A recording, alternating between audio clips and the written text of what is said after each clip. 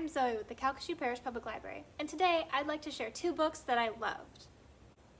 First, we have Jesse McQuiston's One Last Stop, the second novel from the best-selling author of Red, White, and Royal Blue. If you're already familiar with McQuiston's work, you probably devoured One Last Stop as soon as it was released last month. But if you're not, I can't recommend this author enough. One Last Stop follows 23-year-old August Landry, who's moved to New York City for a fresh start. She's a tough kid, determined to rely only on herself, and she manages to find an apartment full of lovable roommates and finagles a job at the local diner. But she still feels a little bit lost. Then she meets Subway Girl, Jane Sue, the unbelievably cool but kind-hearted woman who's always on the Q train. August adjusts her schedule to start riding the Q with Jane every day. But as their friendship grows, August realizes things aren't quite right.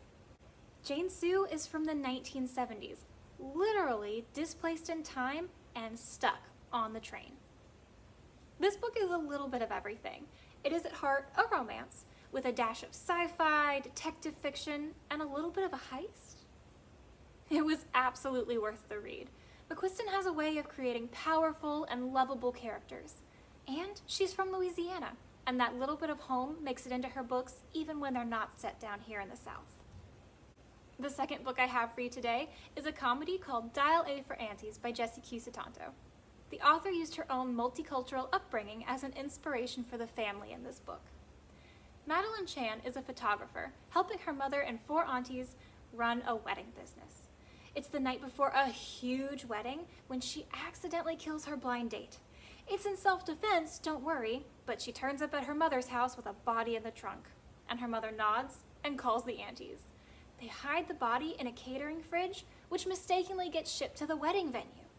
Can the group keep their cool, hide the body, and pull off the wedding that could make or break their company? Somehow, this is one of the most heartwarming and hilarious stories I have ever read. If you want an irreverent family comedy with a little bit of romance, A For Aunties is for you. I hope these books sounded fun to you. If you're interested in checking them out, you can find them at your local library. Thank you for joining us today, and check back each week for more programs and book recommendations.